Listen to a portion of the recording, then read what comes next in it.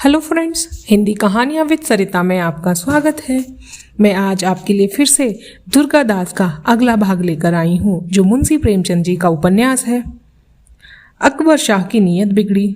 संसार में ऐसा कौन है जो लक्ष्मी का तिरस्कार करे।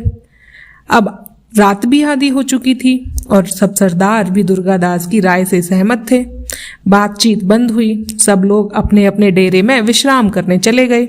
शहजादा अपनी सेज पर पड़ा पड़ा अपने भविष्य पर विचार करता रहा। सवेरा हुआ और कूंच का डंका बजा। सरदारों ने अपनी अपनी सेनाएं संभाली और बुगावाड़ी के मैदान की तरफ रवाना हुए। यहाँ से अजमेर केवल 150 कोस रह जाता है। लड़ाई के लिए मैदान भी अच्छा था और सेना के लिए भी सब प्रकार की सुविधा थी। दुर्गादास ने पड़ाव के लिए यही जगह उचित समझी। इनके दोनों तरफ पहाड़ी प्रदेश था। यहाँ युद्ध को किसी प्रकार की होने से प्रजा को हानि नहीं पहुंच सकती थी और वीर दुर्गादास का मतलब भी यही था। नहीं तो आगे ही से बस्ती के बाहर मोर्चाबंदी क्यों करता।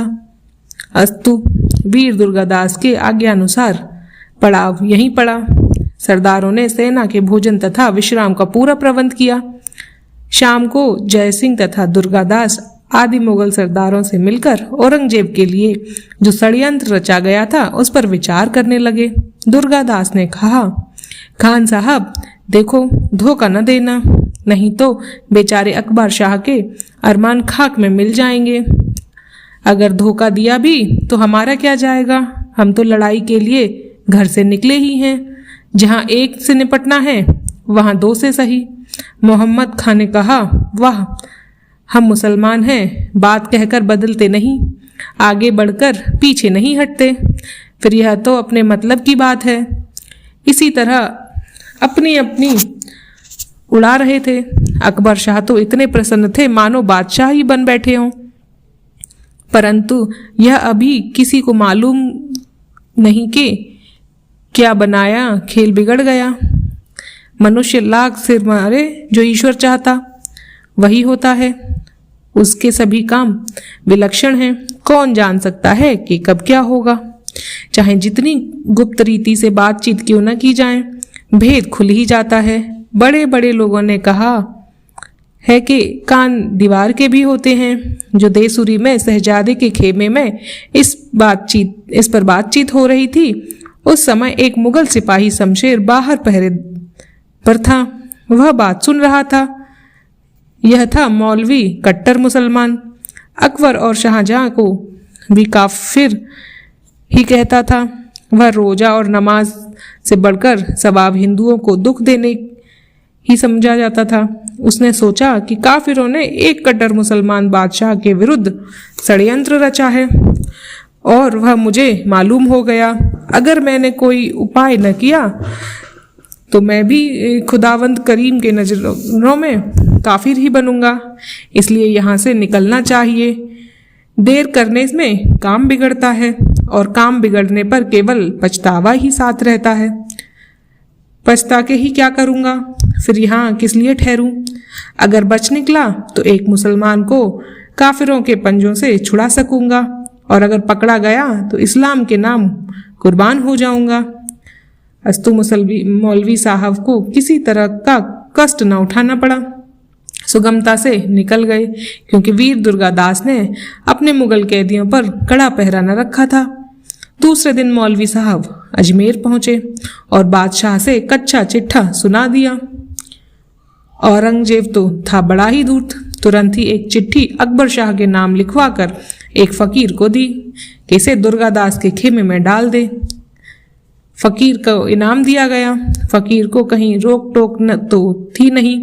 मांगता जांचता लश्कर में पहुंचा और अवसर पाकर पत्र दुर्गादास के डेरे में फेंक दिया। देव योग से वह पत्र संतरी के हाथ लगा। उठाकर दुर्गादास के पास लाया। दुर्गादास ने देखा तो उस पर शाही मुहर थी और शहजादे के नाम था। खोलकर पढ़ने लगा, बेटा अकबर शाह, मैं तुम्हारे मुंह पर तुम्हारी बढ़ाई नहीं करना चाहता, नहीं तो जितनी बढ़ाई की जाए वह थोड़ी ही है।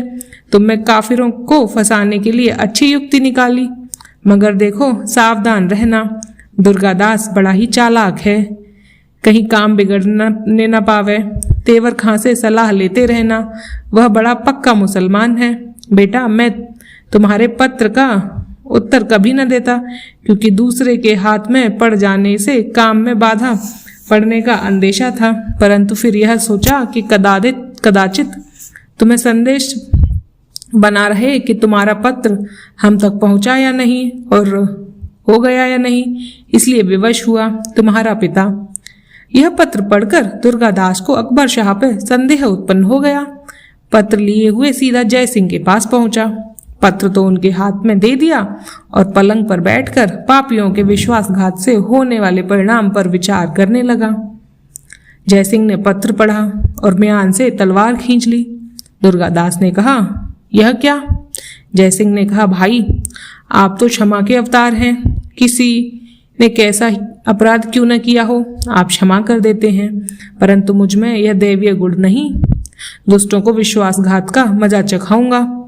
दुर्गादास ने कहा, भाई, यह राजपूतों का धर्म नहीं, वे हमारे बंदी हैं और इसके अतिरिक्त आज तक उनसे हमारा भाईचारे का बर्ताव रहा। अब आप उन्हें बिना किसी अपराध के मारना चाहते हैं। यह अनुचित कार्य करने की मेरी इच्छा नहीं। जय सिंह ने शांत होकर पूछा, अच्छा, तो बताइए आपकी इच्छा क्या है? दुर्गादास ने कहा, अगर मेरी इच्छा पूछते हो तो इन्हें इसी प्रकार सोते ही छोड़ दिया जाए और हम अपनी सेना को देववाड़ी की पहाड़ियों में छिपा दें। औरंगजेब की सेना के आने पर दोनों तरफ से साथ ही धावा बोल दिया जाएगा। हमें विश्वास है वह दुर्तरफा मार कभी न सह सकेगा।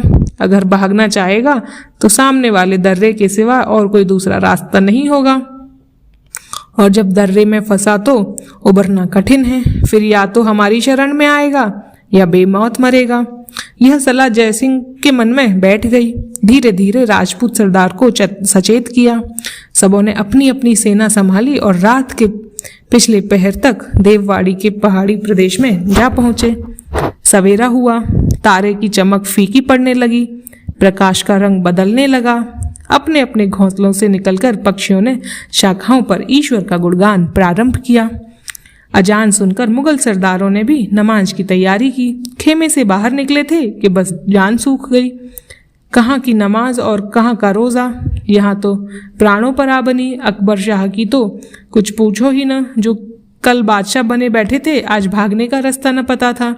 चेहरे पर जो शाही झलक थी आज फीकी पड़ गई। सोचने लगा, या खुदा, माजरा क्या है?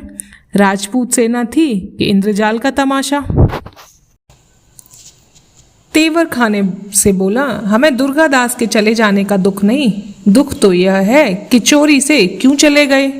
क्या हम लोग उन्हें रोक लेते? हम लोग तो खुद ही उनके बंदी थे, फिर छिपकर जाने का कारण क्या था? तेवर खां ने कहा, शहजादा, हमें इसमें दुख की कौन बात है? हम लोगों पर दुर्गादास को विश्वास नहीं आया, और ठीक भी है, विश्वास कैसे आता?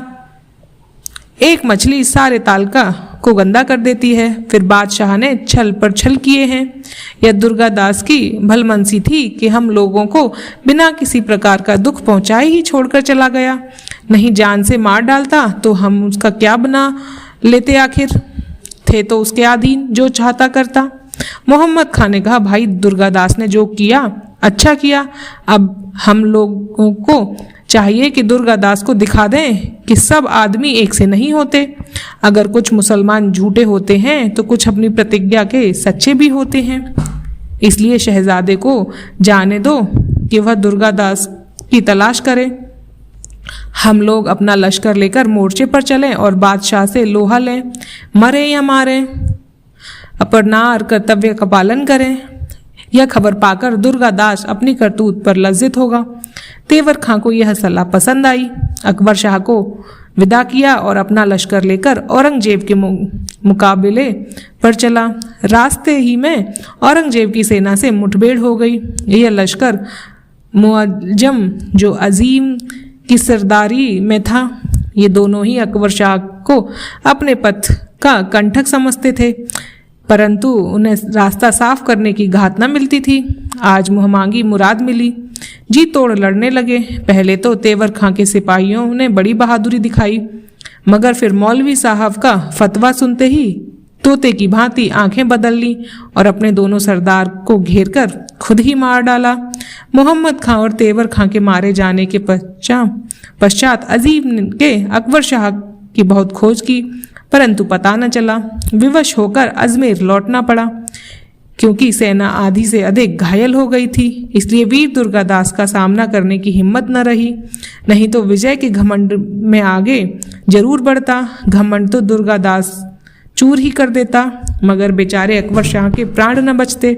किसी न किसी की दृष्टि पड़ ही जाती, क्योंकि वह वीर दुर्गादास की खोज में देववाणी की पहाड़ियों पर इधर उधर भटकता फिरता था। संयोगवश श्यामल दास के भेंट हो गई, जो 500 सवार लिए देववाड़ी के मार्ग की चौकसी कर रहा था। पहले तो श्यामल दास को संदेह हुआ कि कदाचित भेद लेने आया हो, लेकिन बातचीत होते ही संदेह जाता रहा और उसे वीर दुर्गादास के पास भेज दिया। शहजादे को देखकर वीर दुर्गादास लज्जित होकर बोला, शहजादा मुझे क्षमा करना, मुझसे अपनी इतनी आयु में पहली ही भूल हुई है। आज तक मैंने किसी के साथ विश्वासघात नहीं किया और न किसी निर्दोष पर तलवार ही उठाई है।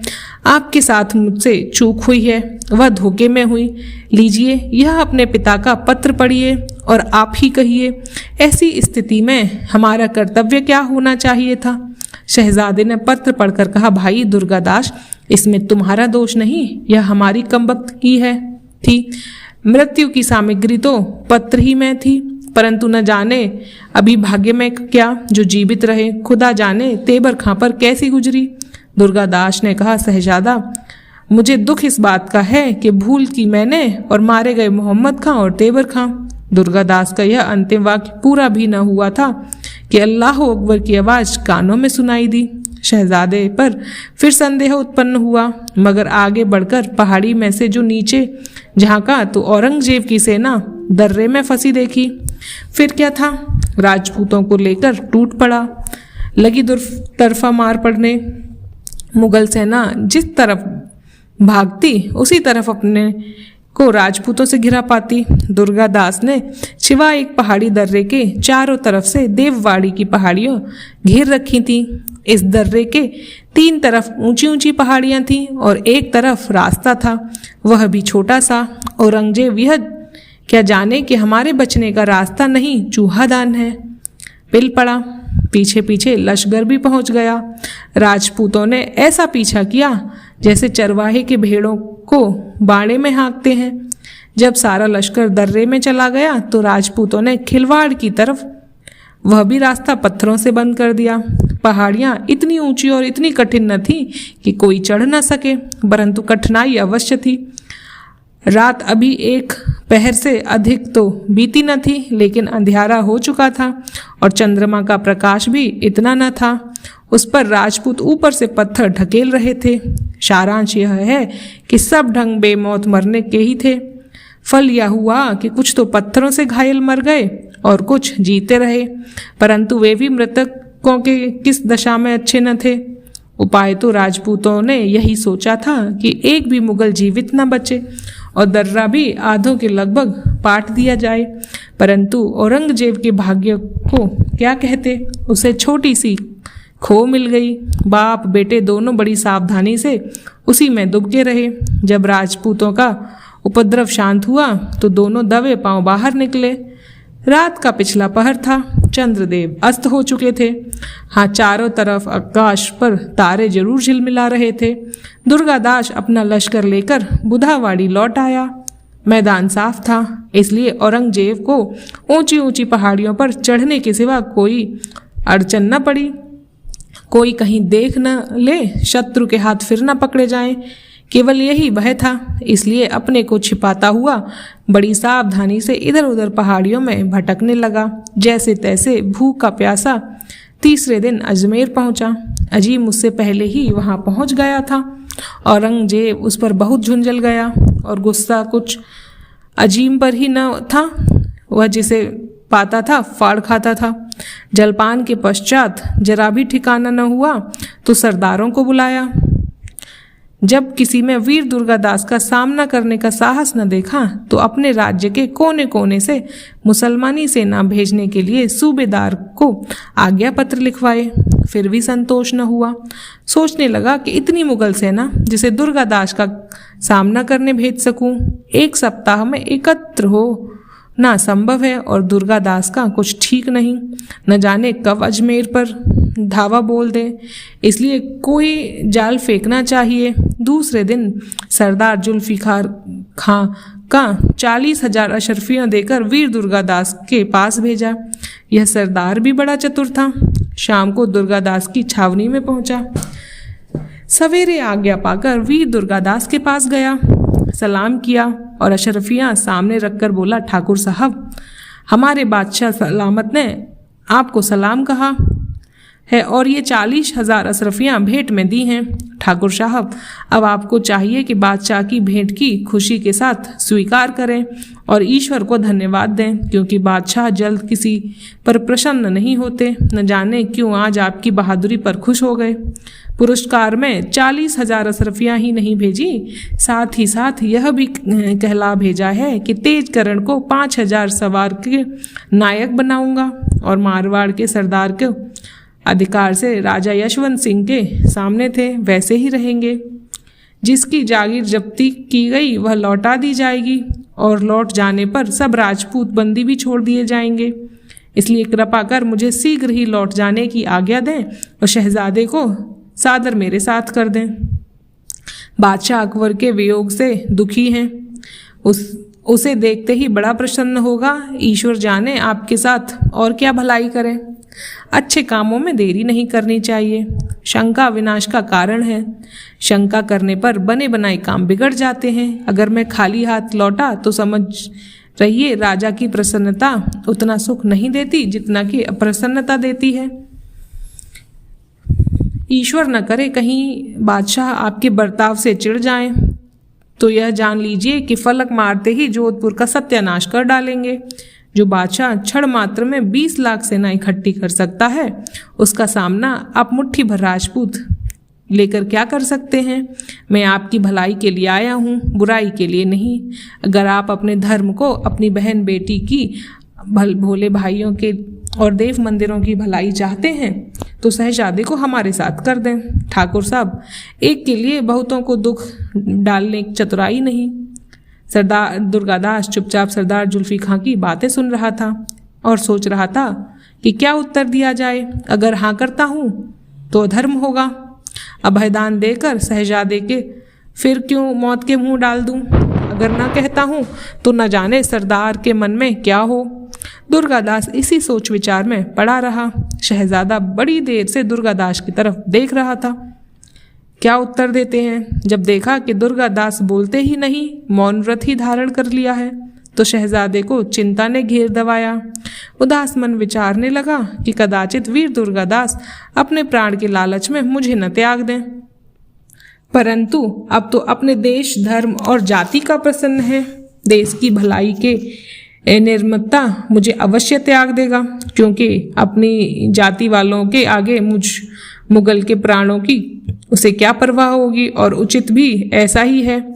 जहाँ एक के बलिदान से अनेकों की रक्षा होती है, इसमें विलंब न करना चाहिए। तब दुर्गादास जुल्फिकार खां की बातों का उत्तर क्यों नहीं देता। कदाचित असमंजस में पड़ा हो कि जिसको अभयदान दे चुका है उसे किस तरह त्याग दे। मेरी तो मृत्यु हुई आ गई, तब अपने शुभ चिंतक को अधिक कष्ट क्यों पहुंचाए। यह विचार कर शहजादा उठ खड़ा हुआ और कहने लगा, वीर दुर्गादास, मैं आपकी नहीं बल्कि अपनी इच्छा से सरदार जुल्फी खां के साथ जा रहा हूँ। इसमें आपका कुछ दोष नहीं, क्योंकि जहाँ तक हो सका आपने मेरी रक्षा की। मनुष्य अपनी शक्ति के बाहर क्या कर सकता है। कोई किसी का भाग्य नहीं पलट सकता। वीर दुर्गादास ने शहजादे का हाथ पकड़कर अपने पास बिठा लिया और बोला, शहजादे, मैं 40,000 क्या, अगर बादशाह अपना राज्य भी देकर तुम्हें लेना चाहे तब भी तुम्हें अब मृत्यु के मुख में नहीं डाल सकता। मैं अपने कुल और जाति को कलंकित नहीं करना चाहता। राजपूतों के मुख में एक ही जिवा होती है। शहजादा, कदाचित तुमने यह सोचा हो कि मेरे एक के लिए दुर्गादास अपने देश भर की विपत्ति में क्यों डालेगा, तो यह तुम्हारी भूल है। देखो, केवल महासिंह के लिए हमारे मारवाड़ वासियों ने कितना कष्ट भोगा, परंतु उसका फल कैसा मिला कहना व्यर्थ है। हाथ कंगन को आरसी क्या। देखो, मारवाड़ स्वतंत्र हुआ, बादशाह ने सलाम के साथ साथ 40,000 की भेंट भेजी है। अब यदि तुम्हारे लिए कष्ट उठाना पड़ेगा तो उससे भी अच्छे फल की आशा है। अंधेरे के बाद ही उजाला आता है, दुख भोगने के पश्चात ही सुख का आनंद मिलता है। मिट्टी में मिल जाने के पश्चात ही बीज हरा भरा वृक्ष बनता है। दुर्गादास को इस प्रकार शहजादे को तसल्ली देते देख जयसिंह को अब सरदार जुल्फिकार खां की बातें का जवाब देने में सहायता मिली। बड़ी नरमी के साथ बोला, जुल्फिकार खां, तुम्हारे बादशाह ने आज तक राजपूत के लिए कौन सा कष्ट पहुंचाने वाला काम था जो न किया हो? अब उससे अधिक कष्ट न देने वाला कौन सा उपाय सोच रखा है, जिसकी धमकी देता है? देव मंदिरों को तोड़कर मस्जिदें बनवाई, धर्म पुस्तकों को जलवाया, ब्राह्मणों के जनेऊ तुड़वाए, सती अबलाओं का अस्तित्व नष्ट कराया, तीर्थ यात्रियों पर जजिया नामक कर लगाया और बिना अपराध के ही बेचारे निर्दोष राजपूतों को बंदी गृह का कष्ट भुगवाया, बहुतों को फांसी दिलाई। अब तुम ही कहो, प्राणदंड से अधिक कौन सा दंड होगा? भाई, हम राजपूतों के साथ यदि वह न्याय का बर्ताव करता तो हम लोग काले सर्प के समान उसे कभी न डसते, वरना स्वान के समान उसकी सेवा करते। यह नौबत कभी न आती कि इतना बड़ा बादशाह एक राजद्रोही के लिए प्रजा को झुककर सलाम करे, 40,000 अशरफियों का लोभ दिलाए। दुर्गादास ने कहा, भाई जयसिंह, आप ऐसी बातें किस से और किसके लिए कर रहे हैं? मैं अभी तक इसलिए मौन बैठा रहा कि जुल्फिकार खां ने व्यथा बातें करके अपना समय क्यों नष्ट करूं? इनसे बातें करने में कोई लाभ तो है नहीं, उत्तर देकर क्या करें? इन्हें जो कहना है कह लेने दो। बादशाह ने न धमकी दी है न लालच, यह धोखेबाजी का और जाल है। सरदार जुल्फिकार खां, आप अपनी अशरफिया लीजिए, क्योंकि पाप से कमाए हुए धन की भेंट राजपूत कभी स्वीकार नहीं करते और न शरण में आए हुए को अपने प्राण रहते त्याग ही सकते हैं। इसलिए आप खुशी से लौट जाइए और बादशाह को सलाम के साथ जवाब में सलाम कहिए। जुल्फिकार खां ने अब भी बहुत कुछ कहा सुना, परंतु राजपूती हट कब छूट सकता है? अंत में लाचार होकर जुल्फिकार खां को लौटना ही पड़ा। जुल्फिकार खां के चले जाने के थोड़ी देर बाद उदयपुर से राणा का छोटा बेटा भीम सिंह आया। सब सरदारों ने मिलकर भेंट कर दुर्गादास के पास बैठ गया। जयसिंह ने पूछा, भैया भीम सिंह, घुड़ाई से क्यों हो?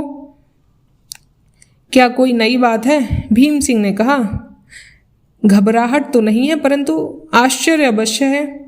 वह यह कि आप सबको निश्चित देख रहा हूँ। अभी तक आप लोगों ने अजमेर पर चढ़ाई क्यों न की? अवसर अच्छा था, अब वह समय हाथ से निकल गया। औरंगजेब ने चारों तरफ लड़ाई बंद करवा दी और सब मुगल से सेवा अजमेर बुला ली। ईश्वर ही जाने अब मारवाड़ी की क्या दशा होने वाली है। केसरी सिंह सबसे वृद्ध सरदार था, बोला, भाइयों, हमें अपनी या मारवाड़ की कोई चिंता नहीं। हमारा पहला धर्म था शहजादे की रक्षा का प्रबंध किया जाए, उसके पश्चात औरंगजेब से लोहा लें। यह बात सब राजपूत सरदारों के मन में बैठ गई। वे सोचने लगे कि शहजादे को कहाँ भेजा जाए जहाँ उनकी रक्षा में किसी प्रकार की त्रुटि ना हो।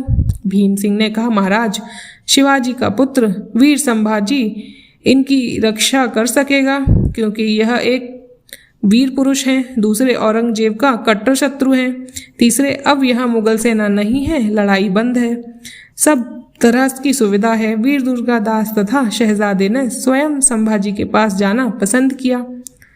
शाम को दुर्गादास थोड़े से सवारों को साथ लेकर संभाजी के पास चला और चलते समय सेना को मोर्चे पर ले जाने के लिए सरदारों को आज्ञा देता गया। शहजादों को साथ में एक बहुतेक जंगल पहाड़ पार करता हुआ तीसरे दिन शंभाजी के यहाँ पहुंचा। शंभाजी ने देखते ही शहजादे को पहचान लिया और बड़े आदर भाव से मिला। निश्चिंत होने के पश्चात दुर्गादास ने उससे अपने आने का कारण सुनाया। शंभाजी ने अपना हार्दिक हर्ष प्रकट किया और कहा, भाई दुर्गादास, हम लोगों का मुख्य धर्म यही है कि शरणागत की रक्षा करें।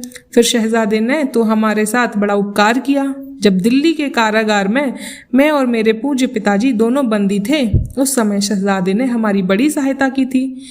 इनका दिया हुआ घोड़ा अभी तक हमारे पास है। मैं इनकी रक्षा अपने प्राणों के समान करूंगा। अब आप इनसे निश्चिंत रहिए। रात को दुर्गादास ने वहीं विश्राम किया। दूसरे दिन शंभाजी को विदा हो मारवाड़ की तरफ चल दिया। गुजरात के आगे एक पहाड़ी पर खड़े श्यामल दास मेतड़िया से भेंट हुई। यह अपनी सेना लेकर जयसिंह के आज्ञानुसार दक्षिणा प्रांत से आने वाली मुगल सेना रोकने के लिए रास्ते में आ डटा। यह हाल दुर्गादास को मालूम न था, इसलिए श्यामल दास से कहा, महाराज, आपके चले जाने के पश्चात जब सरदारों ने यह सलाह की कि मुगल सेना जो हम लोगों की सावधानी के कारण अजमेर आ चुकी है सो आ चुकी, परंतु अब दूर से आने वाली सेना के सब मार्ग रोक दिए जाएं, नहीं तो स्वप्न में भी जय पाना कठिन होगा। यह सोचकर सरदारों ने कुछ सेना बंगाल, मद्रास और पंजाब की तरफ भेज दी है। अब जहाँ तक हो सके शीघ्र ही पहुँचिए। कदाचित आज ही आपका रास्ता देखकर सरदार शंभू सोनिंग जी अजमेर पर चढ़ाई कर दें।